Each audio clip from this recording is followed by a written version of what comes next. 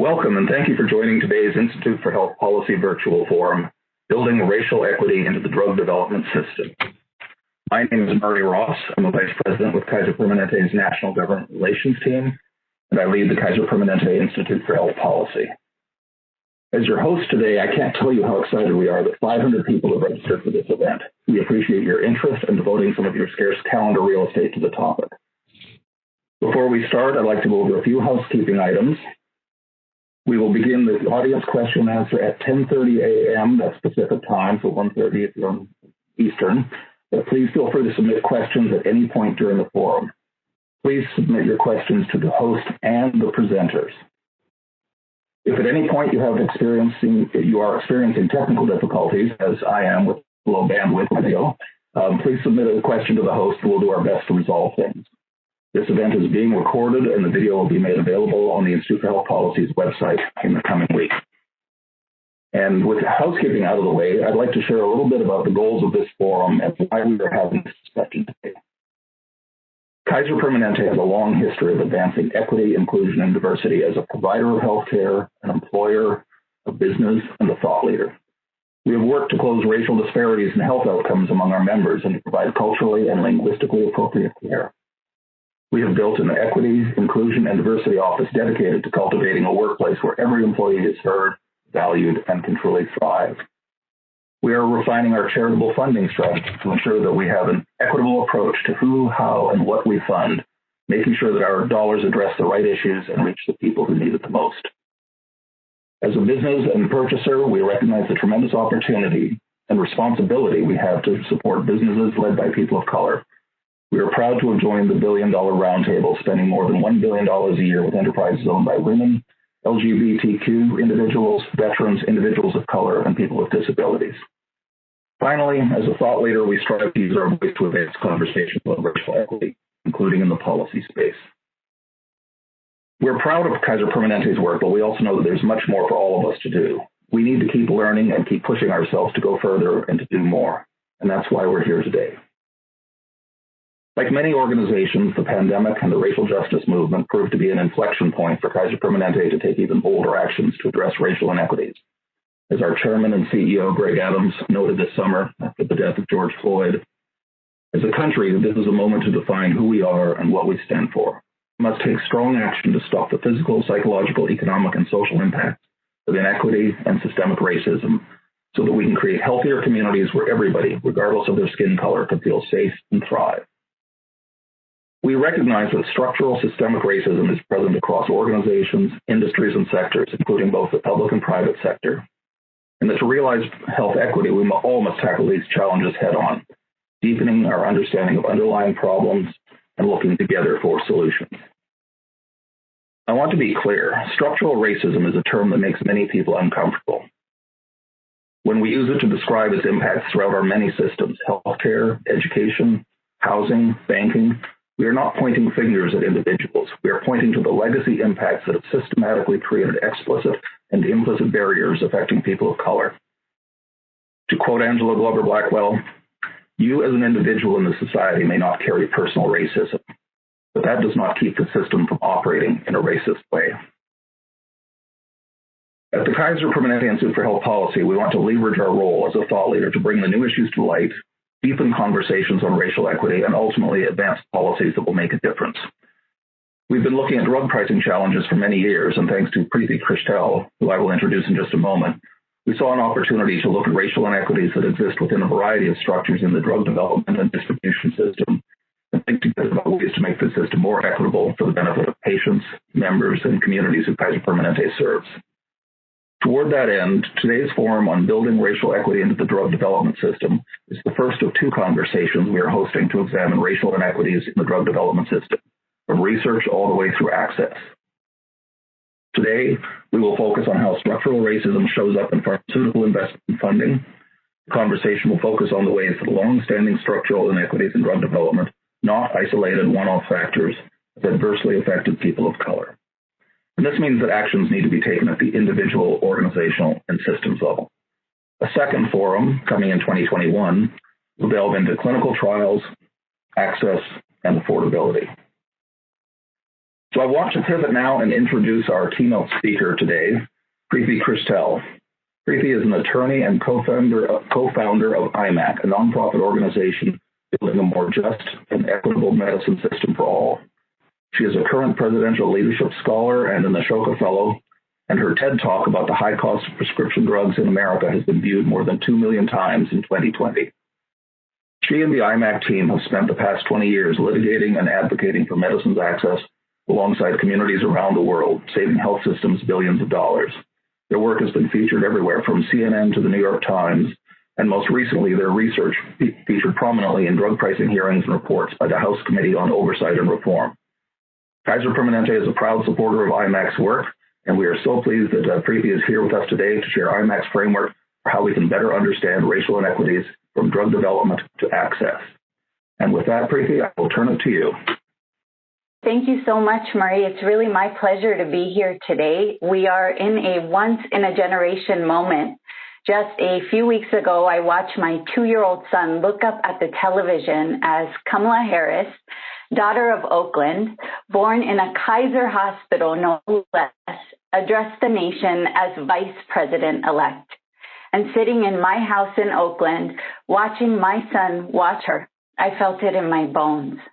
We are going to heal our country, only if we act now. 2020 has been a crash course in educating Americans about public health, and it's birthed yet again an urgency for racial justice and healing. The country has never been more attuned to our global interdependence or to the power of innovation and equity. Never.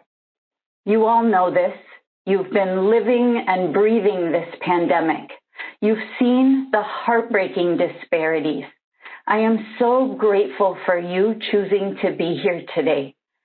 I see this as a legacy moment, a pivotal time when we can have impact for generations to come. My job today is to give you a big picture of the system we are poised to transform and then hand it over to some of my mentors and heroes to guide us through.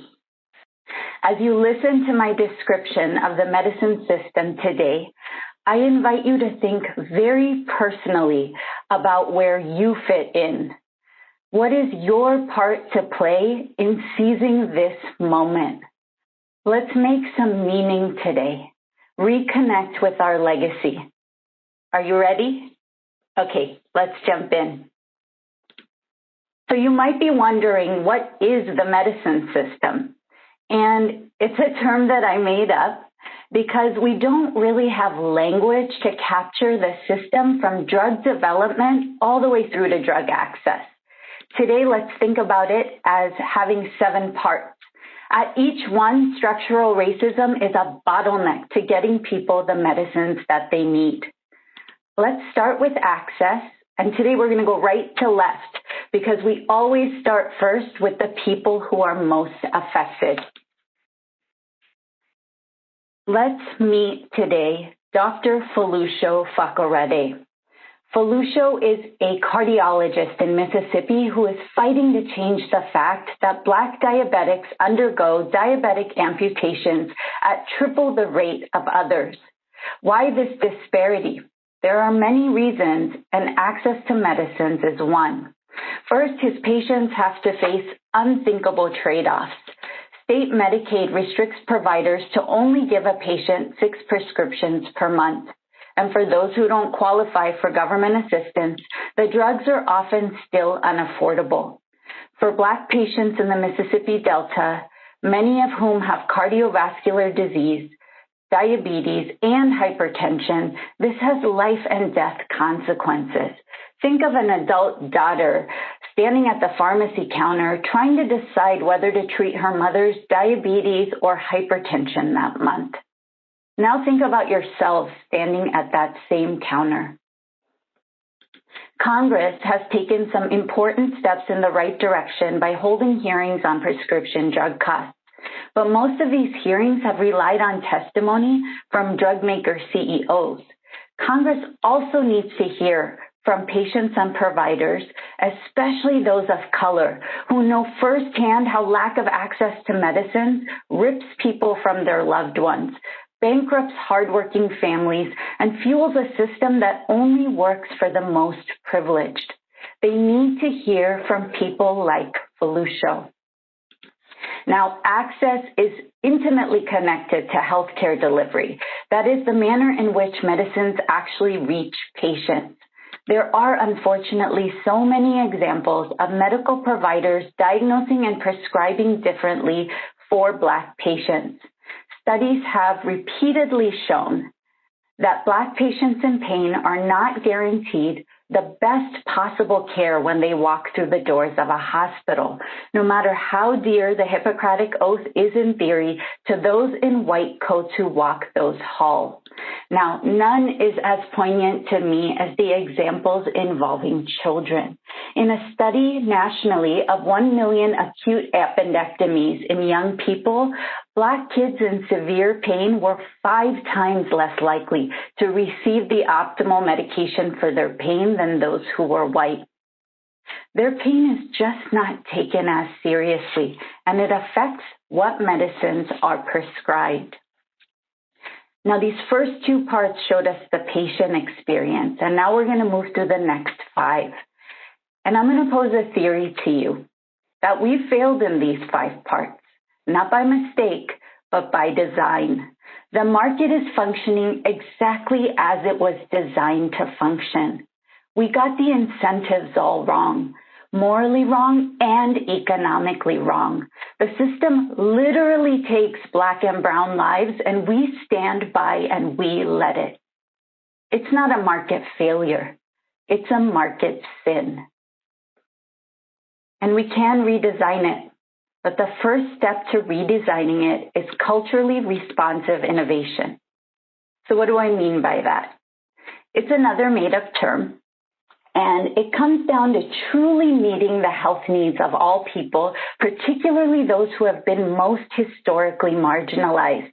It recognizes that our systems, including drug development, are not as objective as we think. It's a way to build a more responsive, accurate market because it's actually based on building solutions for people who need them, by people who need them, not some sort of conjecture or abstract incentive that leads to missed opportunities, inflated pricing, and lost lives. Now, one of the most dignifying, efficient ways to do that is to unleash the power and genius of Black and brown people with the most expertise on the problem so they can lead us to build the solutions. Not in a tokenizing, box-checking kind of way, but with an overdue reverence for their insight.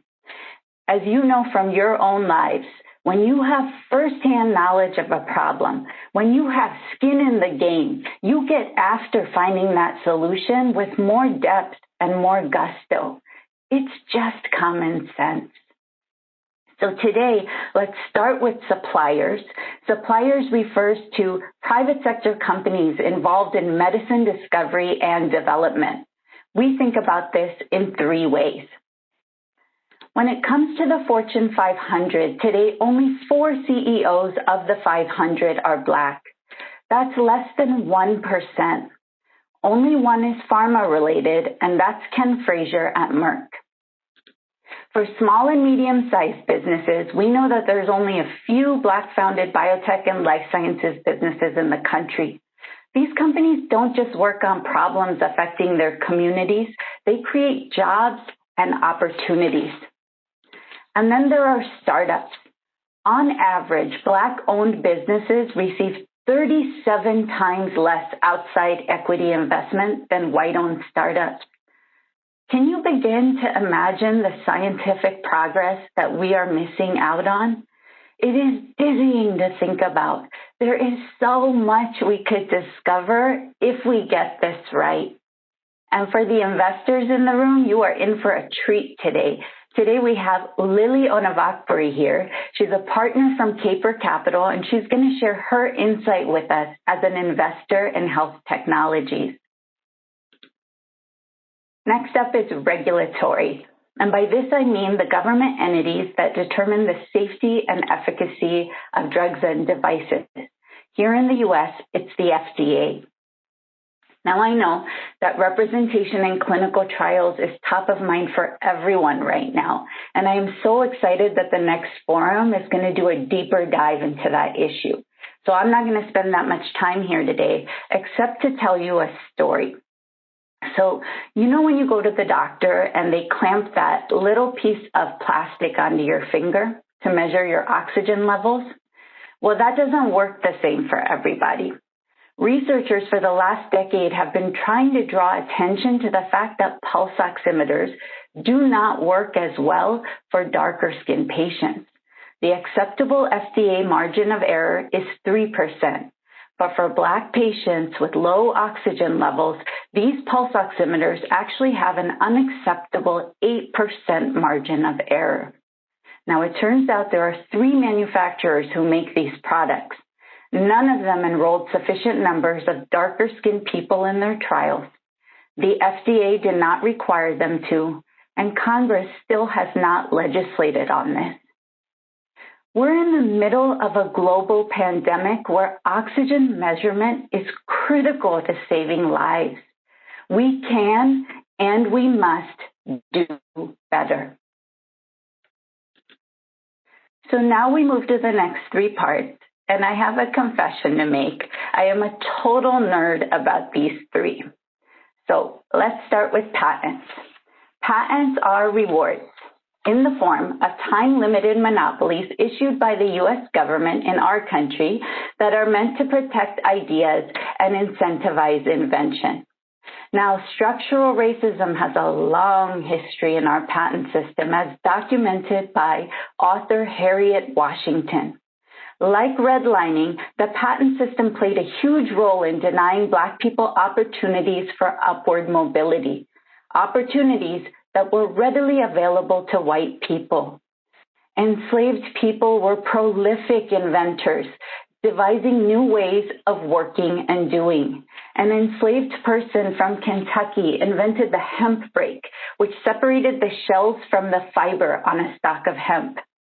In Alabama, an enslaved person invented a machine for cleaning cotton. But these inventors were never allowed to patent their inventions. In the South, it was their white enslavers who got the patents instead. Quite literally, the ingenuity of Black people was appropriated and monetized. Now that legacy persists. Leading economist Dr. Lisa Cook's research indicates that between 1975 and 2008, less than 1% of patent holders were Black. Now, is that because of structural racism within the patent office? Or is it because of systemic barriers that make Black people less likely to apply for patents in the first place? The IDEA Act, based on Dr. Cook's research, was introduced in Congress last year.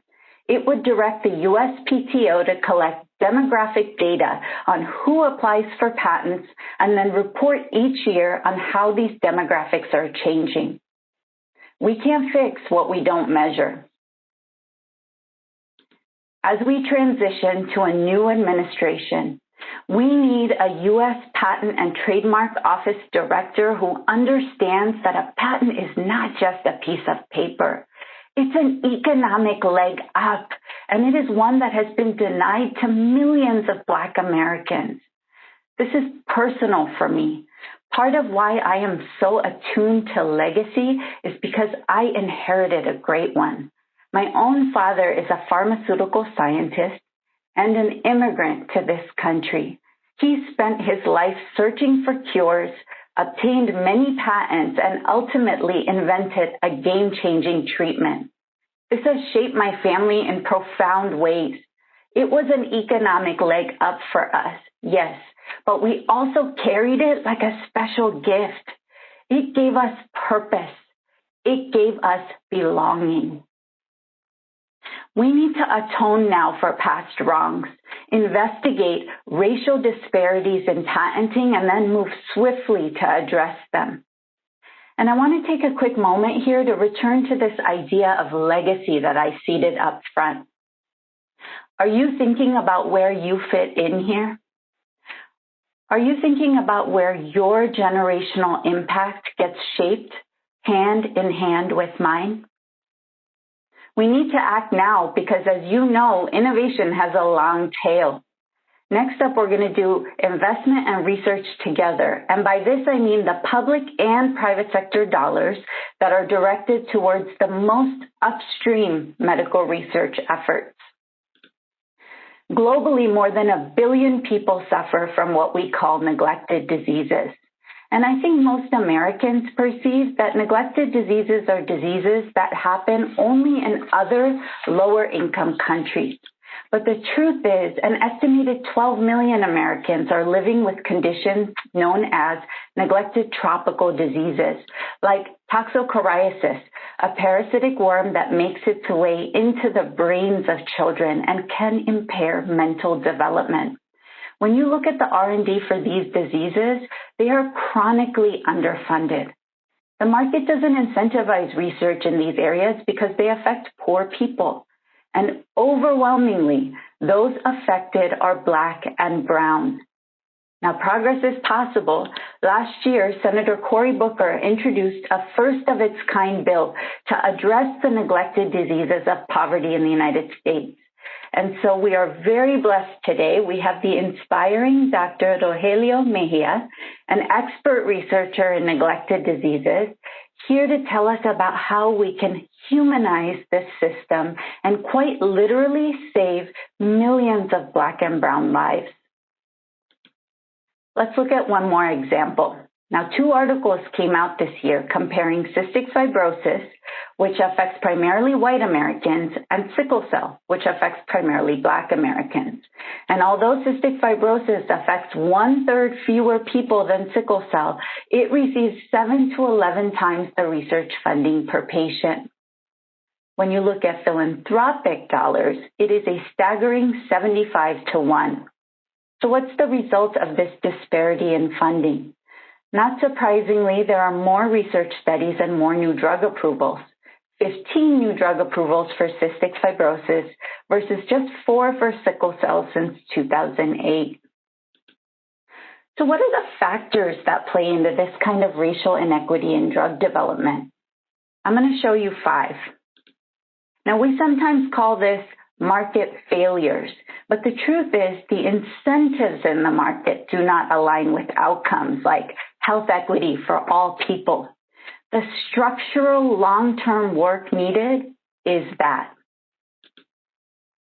We know that Black principal investigators should be getting twice the NIH or National Institute of Health funding that they get compared to their white counterparts when you calibrate for education level and publication. Historically, federal funding to address racial disparities research has been grossly insufficient. And I'm very excited to share with you that today we have the brilliant Dr. Hannah Valentine here. She is the former Chief Officer of Scientific Workforce Diversity at the NIH to unpack these issues for us. So now going to the 4th factor. Sexy science, I say that jokingly, but it refers to the fact that the NIH focuses on the advancement of science. That's its mandate, not necessarily the advancement of public health. It is far more likely to fund things that feel edgy or new, even if investment in more established science would more meaningfully improve people's lives. So we have to ask the question, innovation for who? Now, patient advocacy groups have influence over which R&D investments get made. But here's the problem. Low-income Black and brown people have less access to capital, to networks, to power. Another reason why research into diseases that disproportionately affect them are chronically neglected. I want to be really clear about what I'm saying right now. As a patient advocate, I fully support funding research for diseases affecting white or wealthy people. But those of us with a platform need to also champion investments into diseases that primarily affect low-income Black and brown people. I'm going to give you one last example.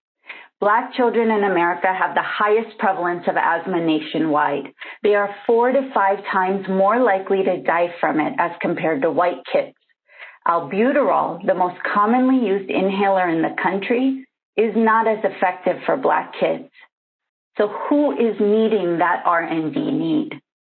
Some people call this a market failure or a research challenge, but more to the point, it is a reflection of systemic racism embedded in our drug development system.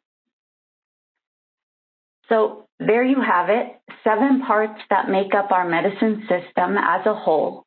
Today was just a snapshot, but there are so many more examples in each of these as bottlenecks.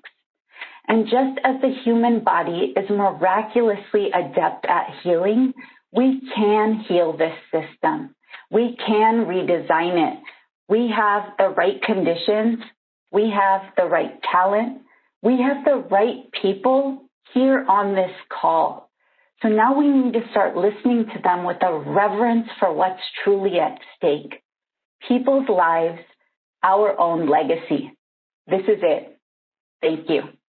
Thank you, Priti, for that incredible presentation and also for previewing the panel that is coming up. I'd like to turn now to my colleague, Maisha Draves, who is going to host the next session. Maisha is the Medical Director for Pharmacy in Northern California for the Permanente Medical Group. In this role, she collaborates with the chair of the Regional Pharmacy and Therapeutics Committee on Formulary and Pharmacy Policy, and with the Drug Information Services Group on the strategies related to drug shortages and recalls. She provides oversight for pharmacy-related research and develops strategies for Kaiser Permanente's Northern California's drug utilization management efforts. She received her medical degree from Harvard Medical School, and she has been a frequent contributor to the Institute's work on these issues. Maisha, it is good to see you, and I will throw it to you. Thank you, Murray. Good morning, everyone, and thank you for joining today. We have a great set of panelists here today that we're going to hear from in a moment. But before I introduce them, I'd like to paint a picture to hold in your mind, which drives home why we're here today. In 2020, Trikafta was a new breakthrough medication in cystic fibrosis. The Northwest Kaiser Permanente published data revealing drastic reductions in hospitalizations. We absolutely applaud everyone from funding and research through manufacturing. And in 2020, we are still waiting for equal levels of funding and resources dedicated to finding a profound breakthrough treatment in sickle cell anemia. In other words, this holiday, during this pandemic, there is a young white patient with cystic fibrosis home with their family because of Trikafta and safe from the pandemic with this fabulous breakthrough. And at the exact same time, today, during this pandemic, we have a young Black patient laying in the hospital with a sickle cell anemia crisis, alone because of hospital visitor policies during this pandemic. They are waiting for this conversation today and waiting for the actions of this audience to follow. Please hold that picture in mind as our panelists today have so much to offer on how we can change that image going forward. I now have the pleasure of introducing our 3 incredible panelists who will walk us through how systemic racism is playing out in pharmaceutical research and investment in the public, private, and charitable sectors, and who will give us actionable solutions we can take today to eliminate inequities. First, we will hear from Dr. Hannah Valentine, who is a professor of medicine at the Stanford University School of Medicine, and who is recently retired from her position as the inaugural Chief Officer for Scientific Workforce Diversity at the National Institutes of Health.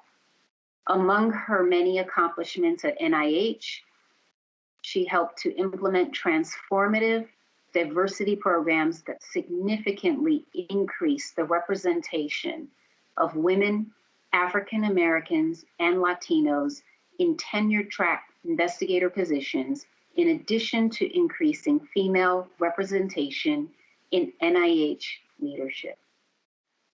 Next, we will hear from Dr. Rojelio Mejia, who is an assistant professor of infectious diseases and pediatrics at the National School of Tropical Medicine, Baylor College of Medicine. Through his laboratory's work, he is dedicated to improving the understanding and treatment of parasitic infections through advancing systems of their diagnoses. Dr. Mejia is committed to decreasing the prevalence and burden of these parasites, which disproportionately impact poor and minority populations. And finally, we will hear from Ulili Onovakpuri, who is a part Kapor Capital, an early-stage social impact venture capital firm that invests in gap-closing startups. Prior to her role at Kapor, Ulili served as the director of global programs at Village Capital, a global accelerator program and venture capital firm where she worked side by side with entrepreneurs from around the world to help them grow their ideas into marketable businesses. Please welcome all three of our panelists. We are so excited to have them, and we will start with Dr. Hannah Valentine. So Dr. Valentine, please tell us a bit about what brought you into this work, and from where you sit, what the most important issues are when it comes to systemic racism in the pharmaceutical investment and funding.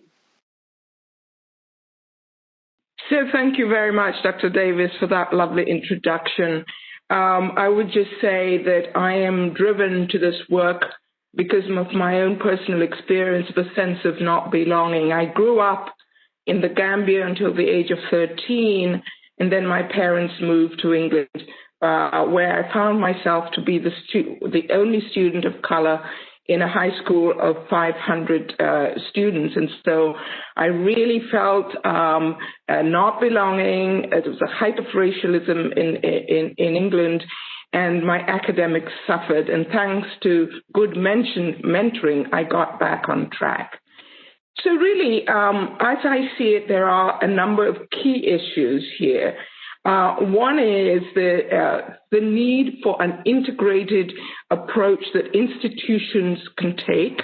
I think we've all done this work of diversity and inclusion from the perspective of the individual, giving the individual more tools, where we have forgotten this impact of systemic racism. So I think we really need to focus a lot on that, and that will require an institutional approach with a systems approach to things, which is bolstered by more transparency, and most of all, measuring diversity and inclusion metrics and tying the behaviors that we want to see to the institutional systems across the board. And so I really do think that one of the key issues about the root cause is structured around power. You know, no matter what system we look at, we see this disadvantage of people of color, regardless of the field. And this is rooted, now we all realize, in the history of racism and white supremacy, not only actually in this country, but worldwide, to the issue of caste. And that systematically sustains both the personal racism that people like myself experience, but also the systems that support this ongoing racism that lead to those health disparities that really so vividly described for us in the medicine system. And as a consequence, we need a lot more work to do with regards to solutions, which I think is another question that will come up there. So that's what I see as the key issues, the systemic systems across the board that supports racism and that leads to this disadvantaging of people of color in every single field that has been mentioned here, including the medicine system. And I'll stop there. Thank you so much, Dr. Valentine. So, Dr. Mejia, please talk to us more about the barriers that we face, especially with neglected diseases today. All right. Thank you so much for having me speak and for the wonderful introduction. And so my background is in tropical medicine. I'm an infectious disease certified physician, born in Michigan, but my entire family is from Mexico, which comes in handy when you're speaking Spanish and you live in Texas, because I do spend about 25% of my time seeing patients.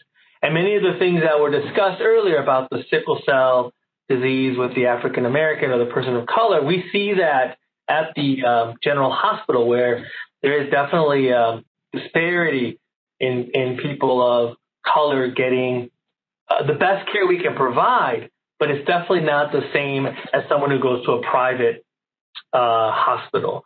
So I was born in Michigan, learned Spanish first, actually, then went to the NIH, National Institute of Health, where I did my clinical fellowship, and there I practiced my tropical medicine and perfected it. Once I left and I came to Baylor College of Medicine, we started noticing all these tropical diseases that I normally see in places like Ecuador and Guatemala, in places like Mozambique, where they're resource limited. So we expect to find poor sanitation, we expect to find parasites and morbidity due to these neglected diseases. What I was shocked to find is how many parasites we found here in the U.S. And my boss is Peter Hotez, who many probably know through his work right now in the COVID vaccine and COVID vaccination promotion. But his main work is on tropical diseases. So my work was first in Alabama, and then where we found up to 30% of African Americans who had poor sanitation also had this very troublesome parasite called hookworm that can cause anemia and cause other problems. We also did a study in New York City with the 5 boroughs, and we found that the Bronx, which is the poorest of all the boroughs, has the highest amount of Toxocara, one of the parasites that Priti mentioned earlier, in the soil. And so these children are higher exposure rates than, let's say, Manhattan. We also did a study in Texas, and we saw, and these are natural people born in the U.S., and they are getting exposed to these parasites. One of the problems that we have been seeing is, since I've been at Baylor, we've applied for 10 federal grants, including the CDC, the NIH, and the NSF, and we've never received any of them because mostly what was spoken earlier, that they don't know that this is a problem in the U.S., and up to 10% of us in the U.S. can have these parasites. So luckily we've had small donations through different foundations that help us just do a skeleton crew and try to get some of these answers. And I'll stop there. Thank you so much. Next, Ulili, please tell us more about how you got into this work and the issues that you are seeing today. Sure. So thank you, first of all, for having me. I know in the introduction you started off by saying Dr. Onovakpuri. I was like, yes, my dad would be happy. Someone actually called me that, although I am not, much to his dismay, a doctor. I started this, and my interest in healthcare came out of, my personal experience. Listening to Priti, so much of what she said resonated with me. And, I think my first interaction, with the pharmaceutical industry, when I was in high school, I had went on a school trip to Ghana. I came back and I had malaria. And, we went to the pharmacy. We had Medi-Cal, and they wouldn't cover, the higher cost drug. And so they gave me the lower cost drug which wasn't effective. I ended up being in the hospital for a week. And so to me, the disparity, the disparity that exists there, they could have spent, and I still to this day remember $21 to cover that versus, a week in the hospital, which I'm sure cost them 10, if not 100 times more than that. And so at that moment, I realized, hey, the system does not make sense. There's something in this system that is broken, and I wanted to be a part of making that change. So for us at Kapor Capital, we do what Priti mentioned, even though she made up the word, I was like, I'm going to steal this. It's that culturally competent innovation. So we're investing in companies that address disease states that disproportionately affect low-income communities and our communities of color. So that is our focus in the healthcare sector. And even though we don't specifically or only invest in Black and Brown entrepreneurs, what we have found is that oftentimes those are the individuals who are creating businesses, solutions based on their own personal experience. The issue that we have found is that because of historical disenfranchisement, because of disparities in generational wealth, and because of the high cost of drug development as well as just general development in the health tech space, that we are not seeing near as many the numbers of entrepreneurs in the healthcare ecosystem of color that we see in, say, the education or the financial sector.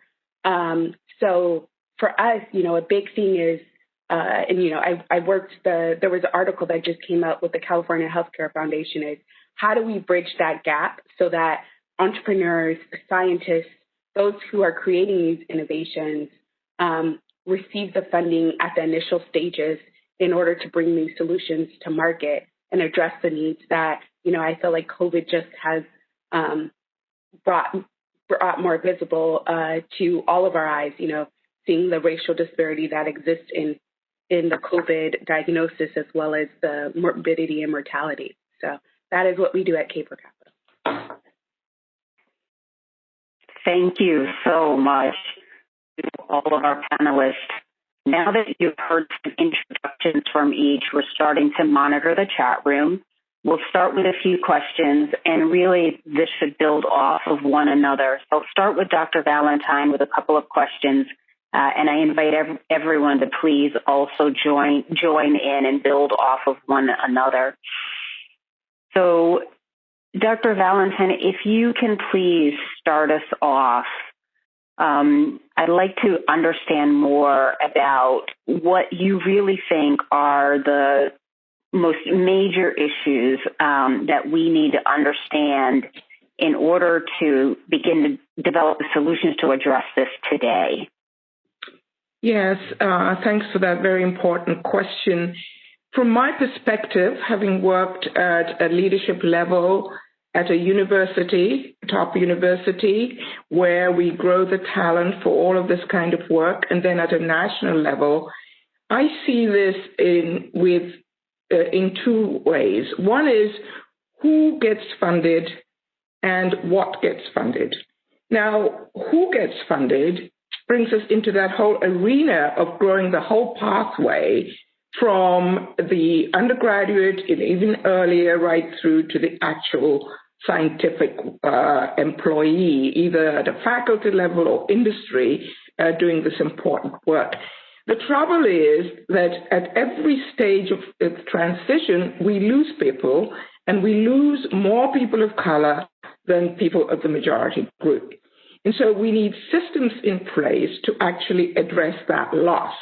Part of it is mentoring, but a huge part of it is changing the culture within these institutions that creates that sense of not belonging that I myself have experienced, that turns people off. They take a look and they say, well, all very well, but I'm not going to go into this field. So we've got to be dealing with that. And to deal with that appropriately, the institutions where these people are developed are mainly the academic institutions.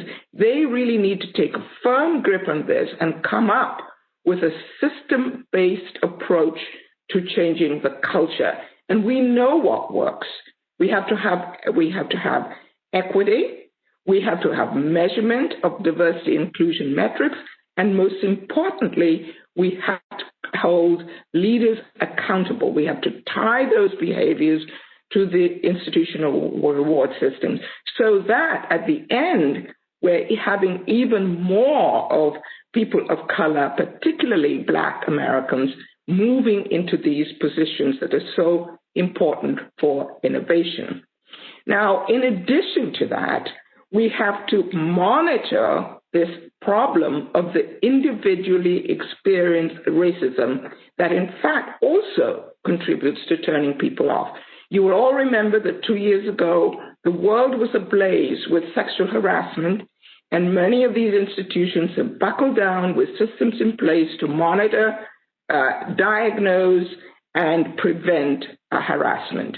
Now, I would argue that exactly those same sort of tight systems are needed to address this racism that we see. And then finally, and equally important, is the what that gets funded for research. The reason that is that it directly addresses the health disparities, but also, as it turns out, more people of color are drawn towards health disparities research. And in order to be able to accomplish this goal, we have to be funding more of that. There's been a lot of alluding to the NIH gap, racial gap in funding, and meaning that the percentage of awards that are made relative to the applicant pool is lower for African American applicants than any others. Now, that is correct, and we should correct those gaps, and there's work going on to do that. But even when we correct that gap, because the number of applicants is so small, it won't make a big difference. So we have to find ways of building up those numbers of people who are going to be applying for those awards. And that means actually building the number of people that are graduating with PhDs and postdoctoral and building the numbers of faculty. And again, this circulates right back to building this culture of inclusion where people can feel a sense of belonging. And I can guarantee you any institution that begins to do that aggressively will be able to change things very rapidly within a short period of time. And indeed, I saw that myself happen in the NIH intramural program, where the percentage of tenure-track investigators who are Black and from underrepresented groups has really dramatically improved over 5 years through strategies like cohort hiring. So I was up there. There's a lot to be said in this space, but I want to give the chance to others to speak. Thank you. Thank you so much, Dr. Valentine. I think having you at NIH and addressing these key issues has been so important. Dr. Mejia, I'd like to ask you next, what can we do today to close the gaps of investment, very specifically in neglected diseases? So I think the first part would be to bring more a notification, to bring more notice to the understanding of how many people actually have the neglected diseases, because I really think that there's a dearth of, not an unwillingness, but there's definitely this perception that these neglected diseases happen elsewhere, not in our country, that these happen south of us, that these happen in places that have a systemic poverty. But the first thing would be to bring more information, to do more studies. I think that's critical, so we can show these are the levels, these are the prevalences of parasites that we see in places like Alabama. Then the second part would be the research would have to go to bring it to a modern scale, and that's what we do at Baylor. So we don't use the old-fashioned microscopy. We actually use molecular diagnostics. That's well established as the modern way of detecting any disease, viruses, bacteria, fungi. So we brought that innovation to parasitology and also neglected diseases. So it would have to be this two-pronged approach where more surveillance and then also using modern techniques. And then also I would agree with Dr. Valentine, and there would be we need to have more people of color in our field, because there definitely seems to be a turnoff of going into this type of studies or this type of science, because there's lots to do in cardiology, there's lots to do in endocrinology, there's lots to do in cancer research. Or someone would say that's a dead field because we don't have those diseases here in the United States. But I'm here to say that we do, and they're actually a big problem.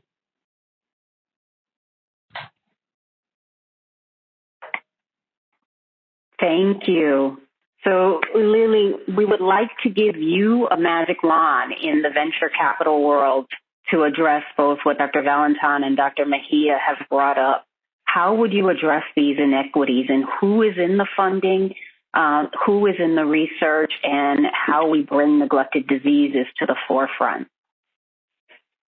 Yeah, so I think the first step, and I will take that magic wand, the first step is measuring, for the limited partners or the people who give the venture capitalists their money, if they require to see the diversity of the founders that those VCs are investing in. I feel like that will make a huge difference, requiring to see those diversity numbers, as well as setting mandates that they have to improve those numbers year over year in order for them to receive investment into their next fund. For us, our big thing is you measure what matters. And thus far, VCs haven't been held accountable for creating those diverse portfolios. And as Dr. Valentine mentioned, when we started holding individuals accountable for creating safe workplaces where you could be free of sexual harassment, then we started seeing those institutional changes happen.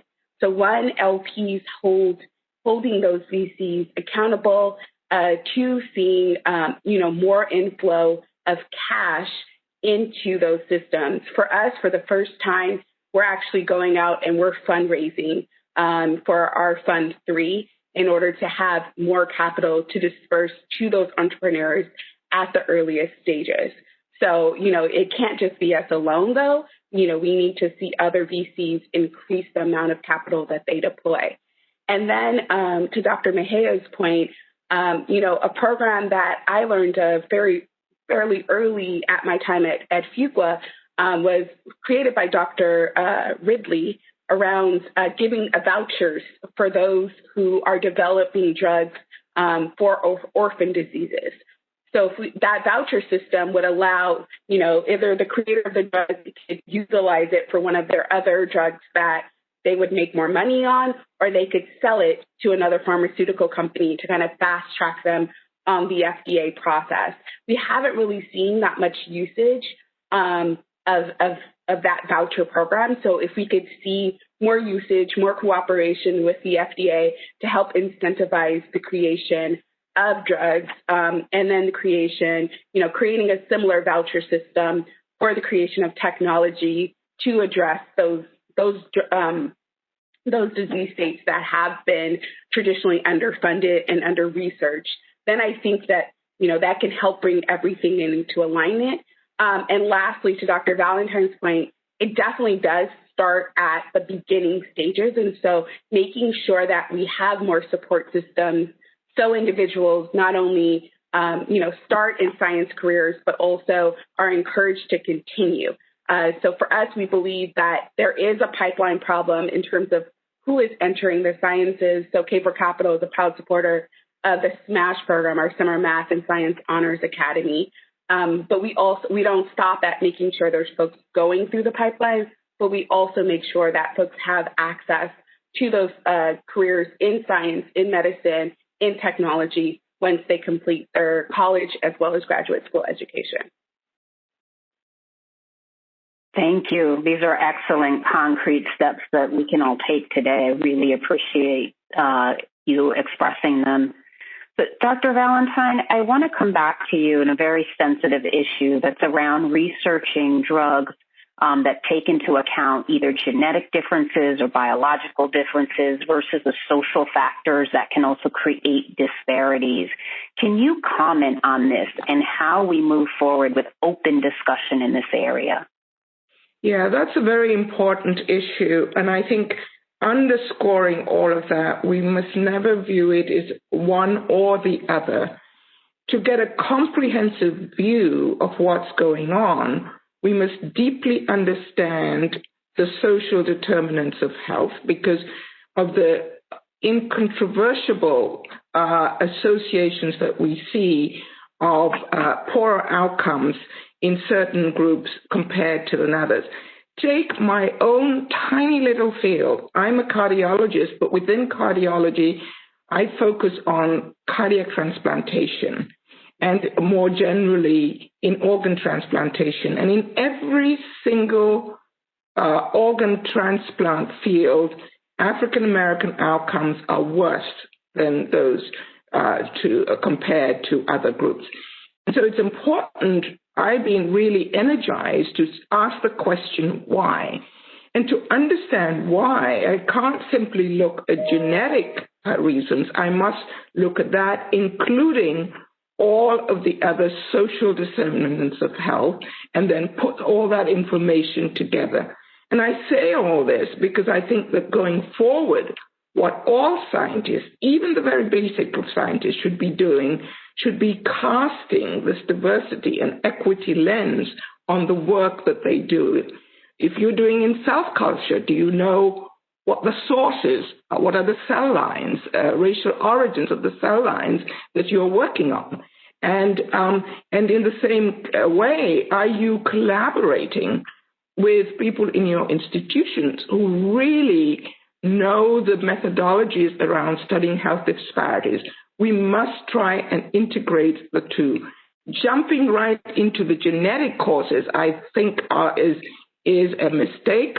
But I think that knowing about the genetic causes and using genomic tools can actually result in perhaps better treatments. For example, the new approaches to cholesterol-lowering agents, which were found because of our focus on the differences in the PCSK9 pathway for African American people, has now resulted in a drug that is very powerful, not only for African Americans, but for everybody.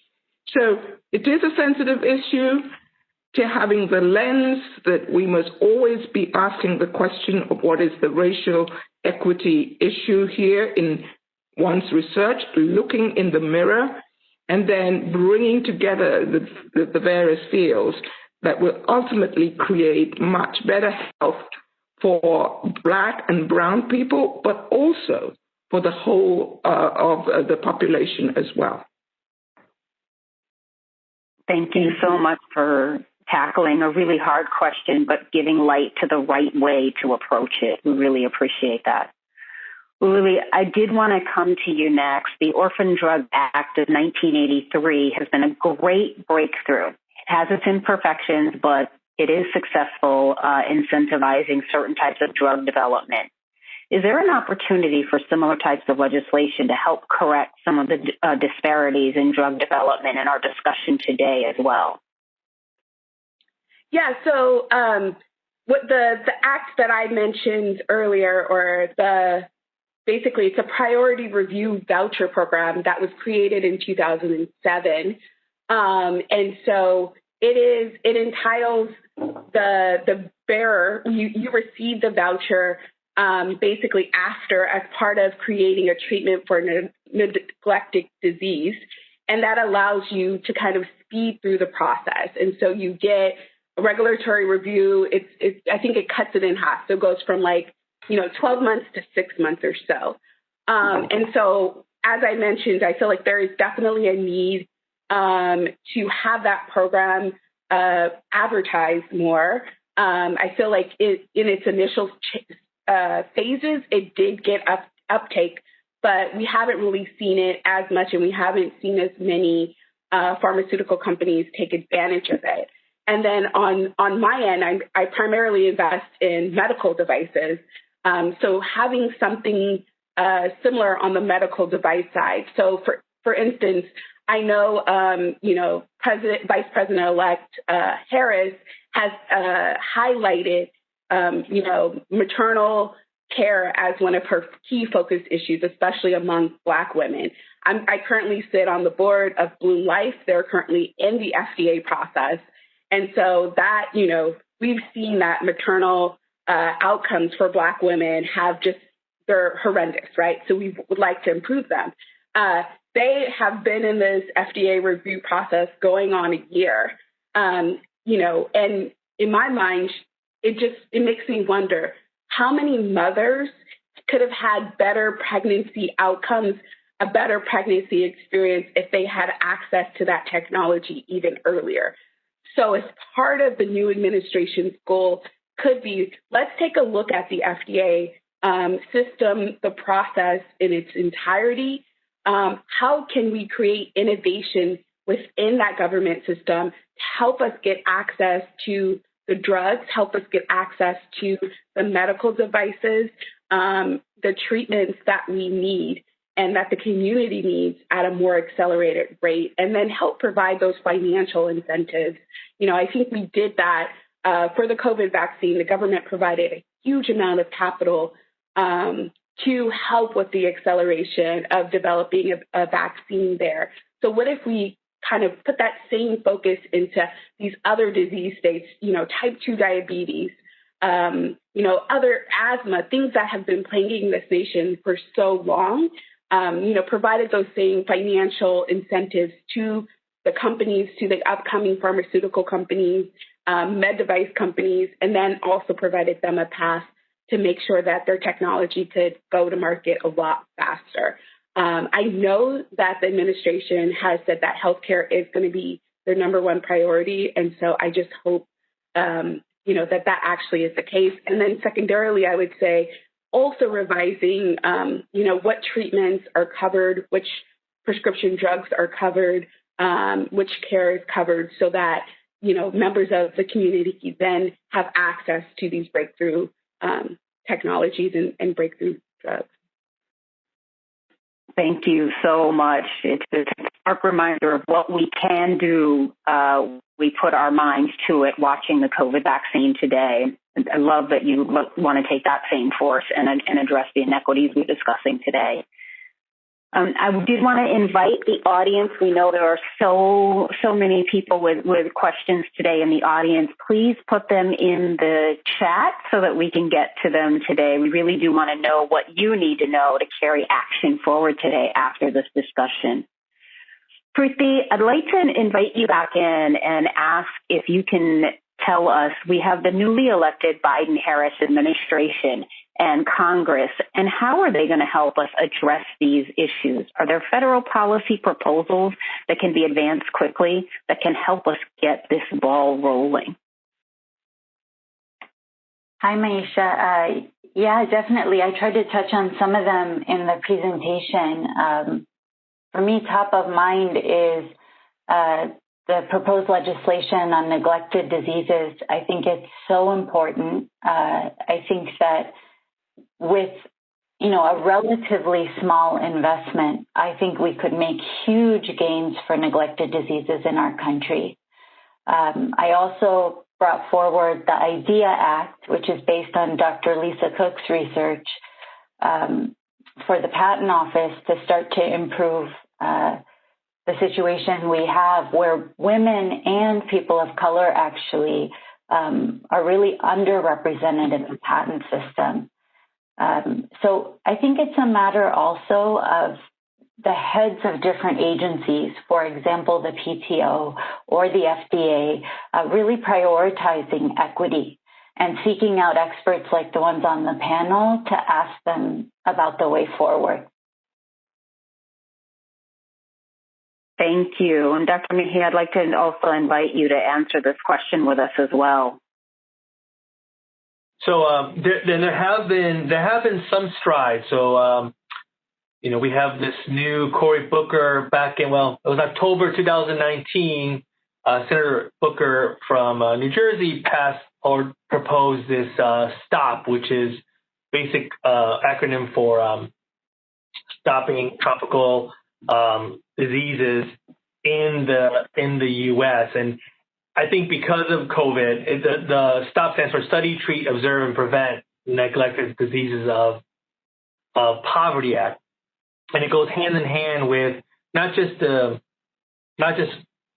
prevalence of parasites or tropical diseases in the U.S., but the reasons to have them, and the reasons why you can really boil it down to one reason is poverty, because poverty leads to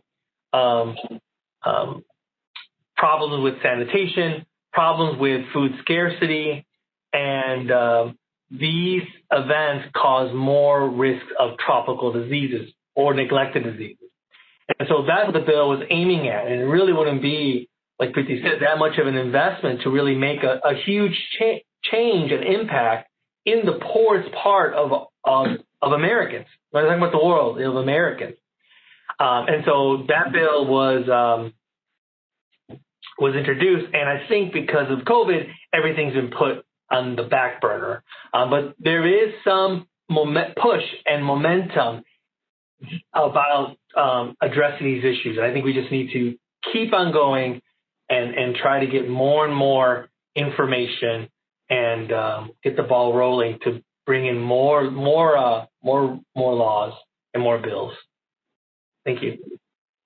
Thank you. This is such an important question. I'd like each of our panelists to really address it. So, Dr. Valantine, for our newly elected Biden-Harris administration, what federal policies and proposals do you want to see advanced quickly coming right out of the gate to address our conversation today?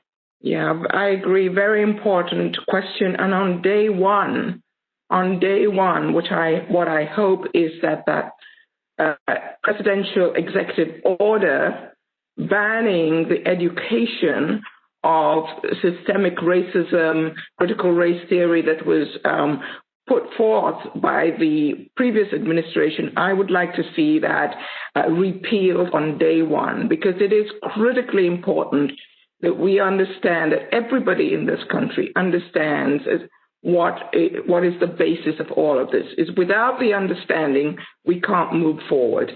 I'd also hope that there'll be some policies that incentivize or encourage that within the academic institutions that there is introduced a fourth pillar to which institutions are held accountable. What do I mean by that?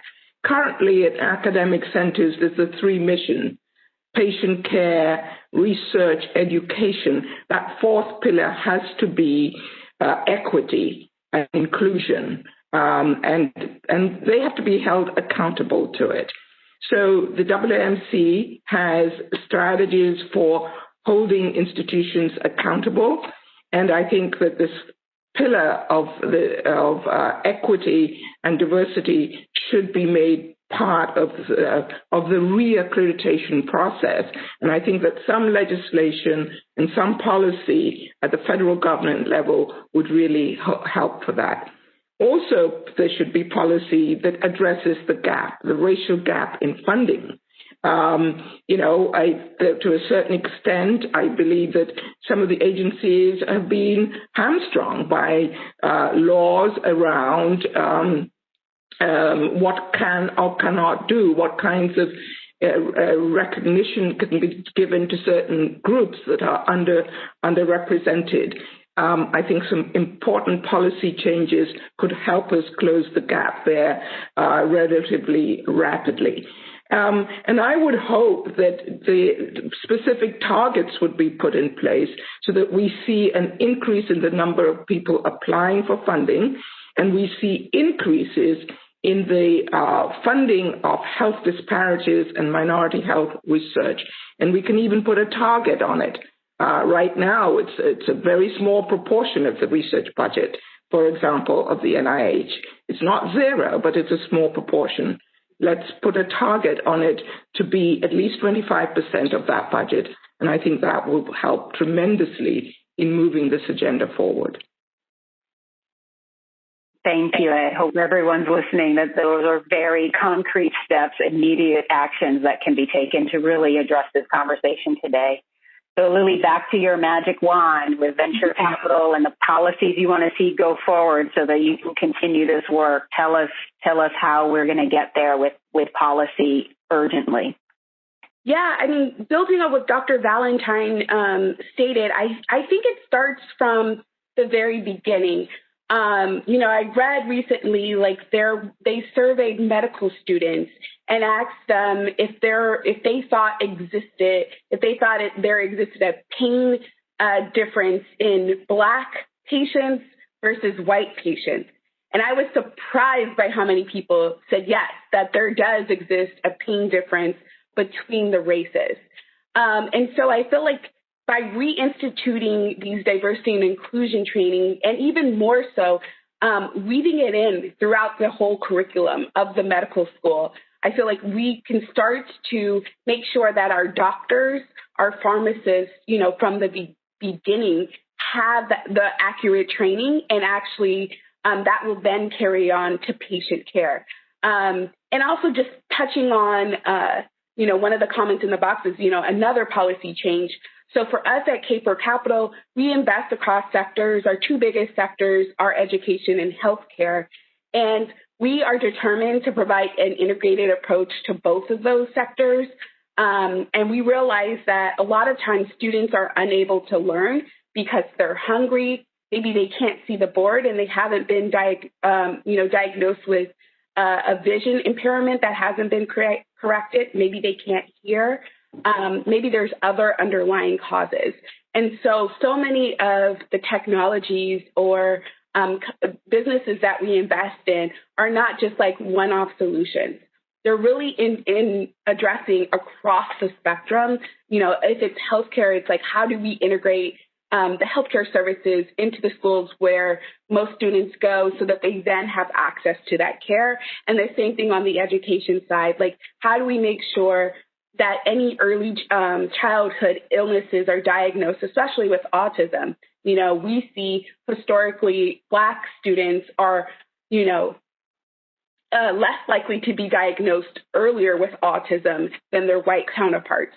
So making sure that there are processes in place to help address those. Again, I go back to my earlier experiences, as a child in San Francisco growing up. It was a vision van that first, diagnosed my stigmatism, which helped the teachers identify, like, oh, that's why she can't see the board. And once I got my first pair of glasses, it kind of changed things for me academically. But because of budget cuts, on the part of the government, those vision vans, the dental services that used to come out to the schools, those are no longer in existence, and if so, on a very limited basis. So if we can put the funding back into those programs that really help the students and help, the kids who need it the most receive the services, I feel like that's just going to be a game changer for so many people. And so, their parents will stop using the emergency room kind of as their primary care. The students will be able to see clearer. They won't suffer from all these secondary conditions that come as a result of bad dental hygiene. But it really has to be a budgeted imperative on the part of the next administration, and I hope to see it come to fruition. Thank you for those answers and also for sharing your own personal story. Stay with me. I would like to go in reverse order now and ask you, what is one thing that you would like the audience to take away from today in your closing remarks? Oh, so is that starting with me? Yes. Okay, sorry. No, I'm happy to say. I think the number one thing is you have power. Whether you are a patient, whether you are, the head of a foundation, at the heart of everything that you do, you have power. So to those who are at foundations and deploy money, I really want you to consider, where are you putting your dollars? and making sure that it's going to initiatives that can help these problems, or going to firms that can help, who have committed to addressing these issues. If you are a citizen of the United States, are you voting for leadership that puts this at the top of their priority? Are you advocating to your representatives to make sure that it's at the top of your priority list? And also, as a consumer, which drug companies are you endorsing with your dollars? Where you do have the flexibility, making sure that you're showing them, as a consumer, hey, we want you to focus here, or hey, we approve of you doing this. But very much in the end, just realizing the power in your actions and making sure that every action you take, that you can create an improvement in this category. You can, advocate to your legislation. You can advocate to corporations. And so for me, at the end of the day, that I do every day is I think, how have I made a difference each day? And so I urge everyone in the audience who's listening to this to ask yourself that same question. Thank you so much. Dr. Valentine, what do you really want the audience to know and take away today? I would say I would really build on what Yuri just said. Look in the mirror. Look in the mirror and see where the opportunities are to address racism at every turn. And to the leaders who are listening in, look at your organization and be resolved to create a systematic approach to eliminating these inequities. And be assured that these changes can happen rapidly. I often hear people say, oh, well, it's the culture. That will take a long time. No, we're talking about rewarding the right kinds of behaviors, and within short periods of time, you will see change. Be confident in that. And be bold, take those steps, look in the mirror, and correct what is in your rearview mirror. Thank you so much. Dr. Mejia? Thank you.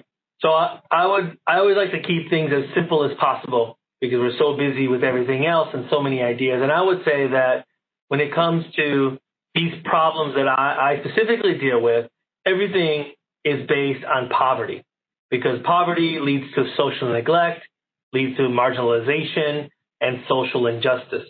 And then because of poverty, we have poor sanitation, which leads to neglected tropical diseases. So it's like a big cycle. As you could say, how can I stop poverty? But if we can find ways of addressing some of these diseases, we could make an impact, not in other countries, but in our own country.